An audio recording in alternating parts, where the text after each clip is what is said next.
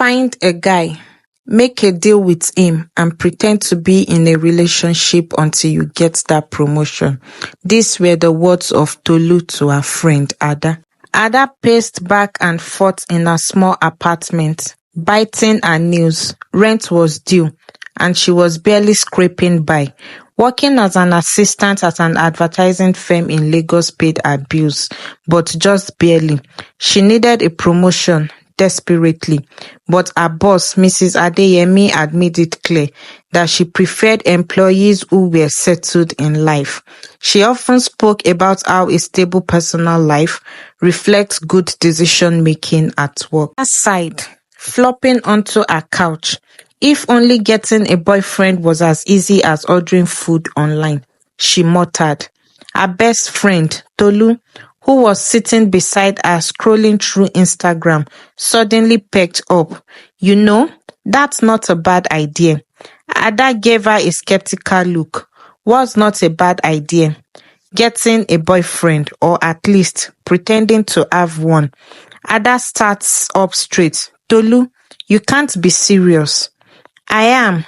Look, if Mrs. Adeyemi wants you to have a stable personal life, why not give her what she wants?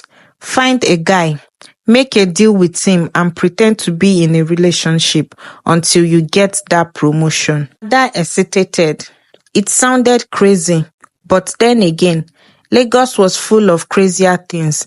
And where do you expect me to find this fake boyfriend? Tolu grinned. I have someone in mind. Dapo Williams. Dapo Williams was the definition of a successful bachelor. At 32, he was a top-tier real estate developer, owned several properties across Lagos, and had a reputation for being unattainable. Women wanted him, but he was allergic to commitment. His mother, however, was growing impatient. Marriage, Dapo, marriage. Mrs. Williams had said just last night during dinner. You are not getting any younger. Dapo had laughed it off, as he always did. But he knew his mother was getting more serious about finding him a wife. He needed a plan. That was why, when Tolu called him the next day with an outrageous proposal, he actually considered it. A fake relationship? Dapo repeated, amused. Why would I agree to that? Because it benefits both of you, Tolu explained. Ada needs to impress her boss, and you need to get your mother off your back. It's a win-win. Dapo leaned back in his office chair. How do I know this won't get messy? It's just a contract, no emotions. Just two people pretending for a few months. What's the worst that could happen? Dapo smiled. All right. I'll meet her, but I make no promises. Ada sat across from Dapo in an upscale restaurant, her heart pounding.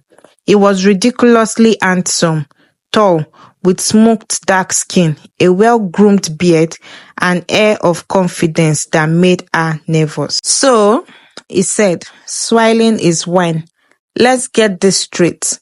We date for 3 months. I attend a few company events with you, and you show up at my family functions. In return, you get your promotion, and I get my mother to stop matchmaking me. After 3 months, we part ways, no hard feelings. Ada nodded, agreed, and there will be no actual romance, just an act. Dapo smirked, no romance? You make it sound like I'm not an excellent boyfriend.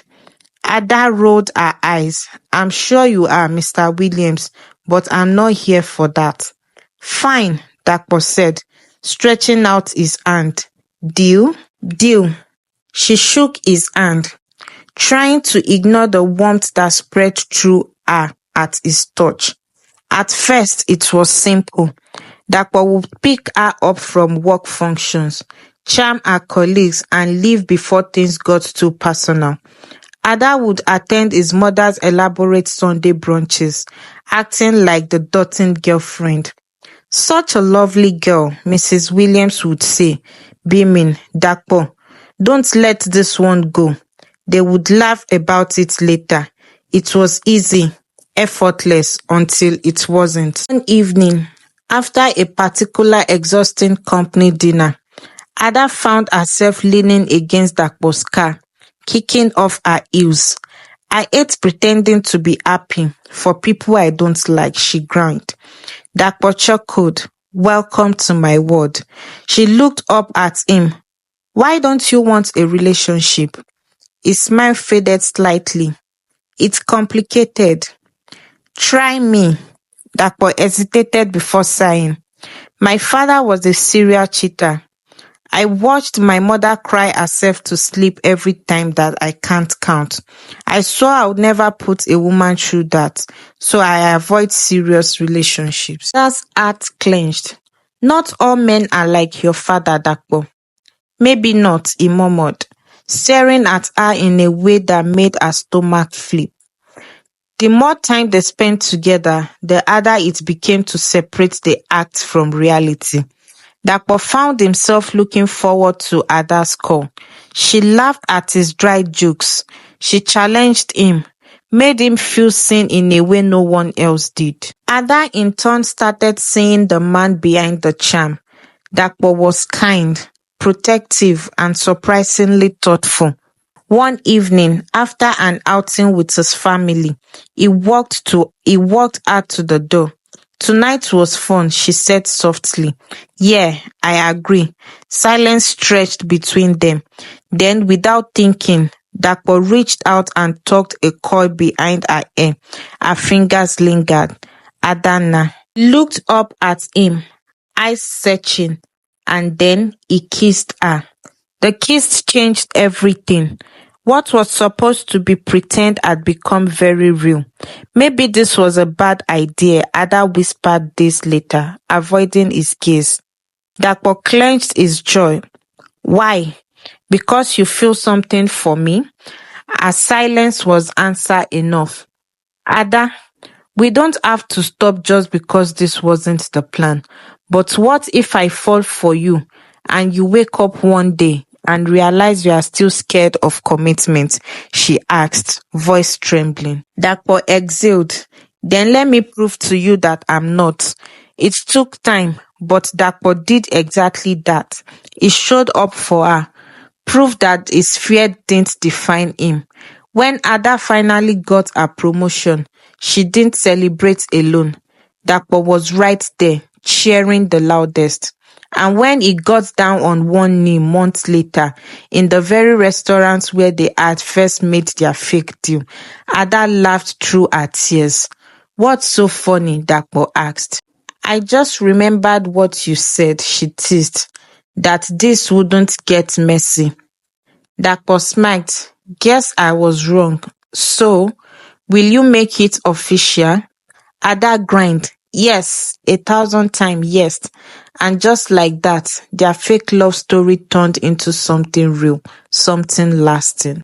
Ada twirled the engagement ring on her finger, still marveling at how everything had changed. What started as a simple arrangement had turned into something deeper, something real. Are you sure you are ready for this? She asked Dakpo one evening as they strolled along the quiet streets of Ikoyi. Dakpo glanced at her, amusement filling his dark eye. You are the one wearing my ring and you are asking me if I'm ready. She nudged him playfully. I just mean, it's a big step. We went from fake dating to real love so fast. Dakpo stopped walking and took both her hands. Ada, nothing about what I feel for you is fake. It was never. Heart melted at his words, but doubt still lingered. Could a man who once feared commitment truly stay devoted? A week later, Ada's fear resurfaced when she received a call from an unknown number. Ada, the voice poured on the other end. I think we need to talk. Her stomach clenched. It was Sandra, Dakpo's ex. They met at a cafe the next day. Sandra was stunning, with flawless skin and an air of confidence that made it clear she was used to getting what she wanted. I heard about your engagement, Sandra said, stirring a cappuccino. I just wanted to warn you. Dapo doesn't do forever. He gets bored, just like he did with me. Ada tried to keep her composure, but Sandra's word hit a nerve. People change, she said firmly. Sandra smiled. Well, we would see. That evening, Ada was quieter than usual. Are you okay? Dapo asked as they dinner at his apartment. She hesitated before blurting out. Sandra reached out to me. Dapo's fork froze mid-air. Sandra? She said you don't do forever. A muzzle tickled in his jaw. And you believe her? Ada sighed. I don't know. I want to trust you, Dapo, but this is also new. Dapo put his fork and reached for her hand. Listen to me. I don't care what Sandra says. The only thing that matters is what we have now. Is what reassured her. But a small part of her is still worried. Could love built on a contract truly last? As their wedding date approached, the pressure mounted. Dapo's mother was ecstatic. Adana's boss was impressed, and their love story seemed like a fairy tale. But Ada couldn't shake her doubts off. One night, after another argument about wedding plans, she blurted out, Are you sure you are not just doing this because of the contract? Because you feel obligated? Dapo looked hot. Obligated? Ada, I asked you to marry me because I love you. Then why can't I stop doubting? She whispered. Dapo ran a frustrated hand through his hair. Maybe because you still see this as some kind of a deal, but I don't. Silence stretched between them. Maybe we need time apart, Ada finally said. Dapo's face fell, but he nodded. If that's what you want, no problem. Days turned into weeks. Ada chilled herself into work, trying to convince herself that stepping back was the right thing to do. But the emptiness she felt without Dapo proved otherwise. One evening, she found herself standing outside his apartment, heart pounding. When he opened the door, he looked tired, but his eyes still held warmth. I was wrong, she admitted. I was so afraid of being hurt that I kept looking for reasons to run. But the truth is, I love you, Dapo. His face broke into a slow smile. I never stopped loving you, Ada. Months later, on their wedding day, as Adana walked down the aisle, she realized something. This wasn't the contract she had signed up for. This was real. Dapo met her at the altar, love shining in his eyes. Are you ready? He whispered. She smiled, more than ever. As they exchanged vows, Adana finally understood some deals are meant to be broken. But love, real love, was never part of the contract. It was the reward.